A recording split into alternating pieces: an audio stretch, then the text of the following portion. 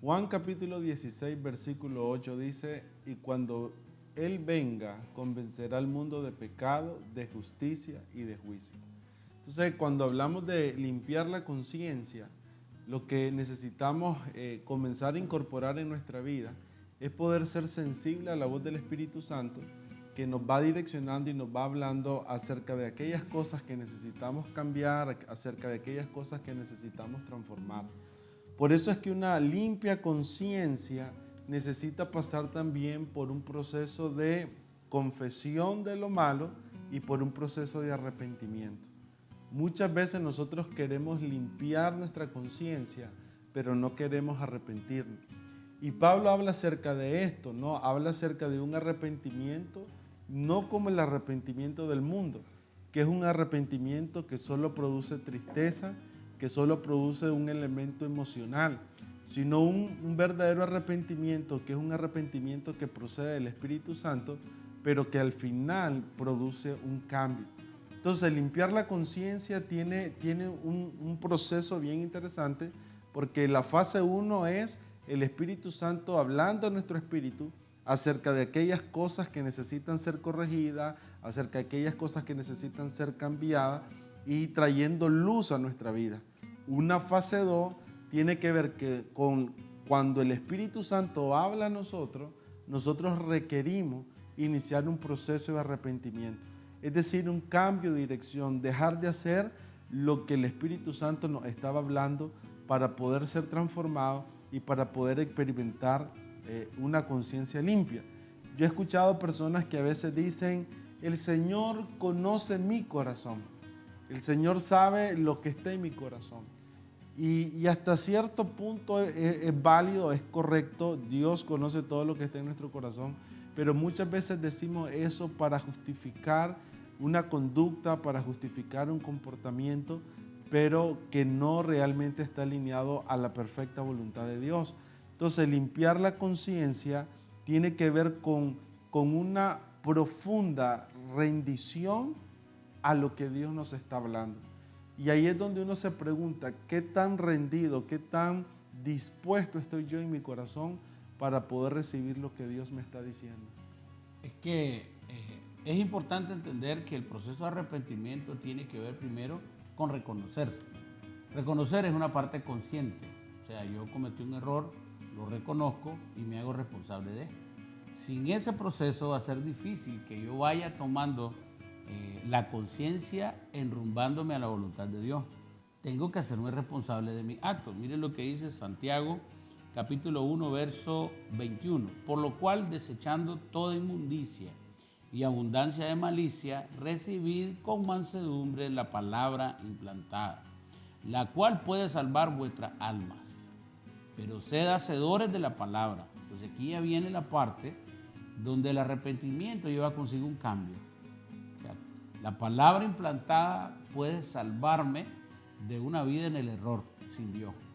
Entonces, la palabra va a ocupar un espacio en mi conciencia correctivo, pero luego tengo que hacer algo con esa palabra. Primero, tengo que voluntariamente apartarme de la inmundicia. En segundo lugar, sujetarme a la voluntad de Dios a través de la Sagrada Escritura. Y en tercero, tengo que manifestarlo. ¿Y cómo lo manifiesto?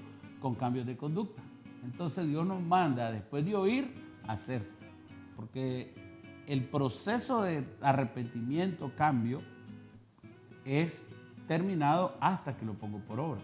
Ahora, cuando yo llevo a la obra lo que conozco, mi conciencia está siendo renovada. ¿Por qué? Porque una vez que el conocimiento entró y lo pongo por práctica, se está volviendo una forma de conducta nueva en mi estilo de vida. Entonces, esa combinación de adquirir el conocimiento de la palabra, la justicia de Dios y ponerla por obra, que es la parte del arrepentimiento, el cambio de conducta, nos va volviendo limpios en la forma de actuar. Ya no lo que pienso y lo que siento, sino lo que la Escritura dice. Entonces, poco a poco voy entrando en esa dimensión. Entonces, hablando un poco de los tipos de conciencia, la conciencia débil tiene que ver con información. 1 Corintios 8:7. Pero no en todos hay este conocimiento. Volvemos al conocimiento. Porque algunos habituados, o sea, a un estilo de vida, hasta aquí a los ídolos, comen sacrificado a los ídolos y su conciencia siendo débil se contamina. La debilidad de conciencia o la débil conciencia tiene que ver con falta de información de Dios, con falta de conocimiento de Dios, con falta de aplicación de la voluntad de Dios. Entonces, la conciencia se vuelve débil cuando yo no estoy consumiendo de la vida de Dios, ya sea de mi relación o la Sagrada Escritura, y por la falta de aplicación de lo que ya conozco de Dios. Estoy expuesto porque la débil conciencia es como un cuerpo que tiene baja la defensa. Con cualquier cambio climático se enferma. Cualquier comida que está fuera de su costumbre le puede hacer daño. Entonces, cuando la conciencia es débil, puede ser contaminada por cualquier viento de doctrina, dice la palabra, o por cualquier situación e introducirnos en una vida prisionera, por cuanto mi conciencia ha sido débil. Ahora, todo lo que se contamina, su tendencia es deteriorarse y al final morir. Y entendiendo la palabra morir como separación, entendiendo la palabra morir como lo que nos va alejando del diseño de Dios. Entonces, la conciencia débil, pastor, pudiera ser alguien que constantemente está cediendo al pecado, que constantemente está cediendo a algunos malos hábitos, que tal vez no logra desarrollar un dominio propio sólido que le permita resistir aún en tiempos de la adversidad, porque hay un proceso de debilitamiento que lo está llevando a la contaminación. Y cuando algo también está contaminado, no puede producir la vida del Espíritu, porque la vida del Espíritu tiene que ver con santidad, tiene que ver con pureza, tiene que ver con limpieza. Entonces uno ve frenado todo lo que Dios está haciendo en nuestra vida. Pero también una de las cosas puntuales con la conciencia débil, como compartía el pastor Vladimir, la conciencia débil ha recibido información, pero no ha llevado a la práctica, no ha hecho ese cambio de conducta, sino que de alguna forma está como claudicando entre las dos cosas y se deja llevar más por aquello que tiene que ver con la carne, más que establecerse en las cosas que son del espíritu. Entonces, tener una conciencia débil lo que nos tiene que llevar a hacer es poder reconocer si estamos en esa condición para empezar a hacer todo un trabajo. Que lo primero es exponernos a la presencia del Señor, ir a la palabra, escudriñar, conocer más, pero en la medida que el Espíritu nos hable, en esa medida también nosotros necesitamos irnos rindiendo para ir haciendo esos cambios de conducta, porque como compartía el pastor Vladimir, el limpiar la conciencia tiene que ver, número uno, con poder ser sensible al Espíritu, para que Él nos muestre lo malo que estamos haciendo. Lo segundo es reconocer eso que el Espíritu nos muestra, arrepentirnos, pedir el perdón, pero lo otro que tenemos que hacer es el cambio, dar la vuelta a ese tipo de conducta, a esas cosas malas que estábamos haciendo. Un ejemplo de un tema de información. La unión libre es legal de acuerdo a la ley de los hombres. Para Dios no existe unión libre. Él reconoce solo un estado y es el estado de matrimonio. Porque para Dios el matrimonio es un pacto. Todo esto es información divina.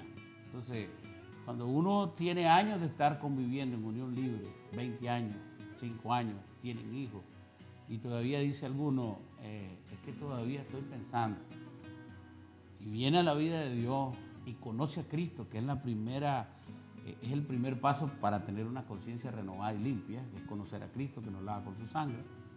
Y entonces le viene esta información y le dice, bueno, el estado del matrimonio es el único estado que reconoce el Señor para una unidad marital. Y tal vez la persona está en unión libre y dice, hey, esta información yo no la tenía.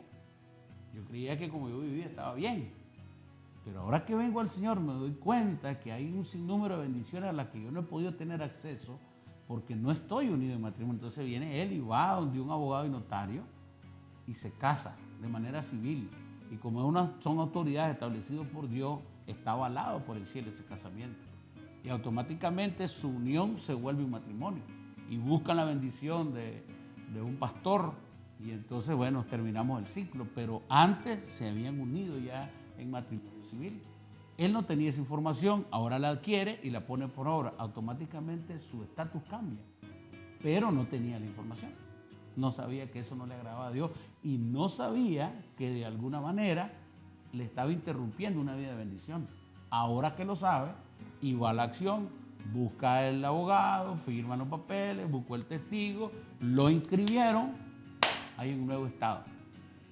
¿Por qué? Porque tuvo una información nueva. Entonces, la debilidad de la conciencia es porque tiene poca información y porque lo poco que conoce no lo pone por obra. Entonces se vuelve un organismo con debilidad para que cualquiera pueda infectarlo, como decía usted. Y ahí es donde podemos llegar a lo que conocemos como la conciencia corrompida, que es aquella conciencia que ya en el accionar se encuentra reprobada por la manera en cómo se comporta, por sus obras. ¿Por qué? Porque la conciencia corrompida, ¿cuál es? Tengo la información, tengo el conocimiento de Dios, tengo la luz de Dios, pero mis acciones, mis hechos niegan ese conocimiento, que es lo que termina afectando la vida de Dios. Cuando nosotros reconocemos que tenemos una conciencia débil, pero no hacemos nada al respecto, esto nos puede terminar llevando a tener una conciencia corrompida. Y vamos a profundizar más sobre esta otra conciencia, así que vamos a ir a un corte y regresamos.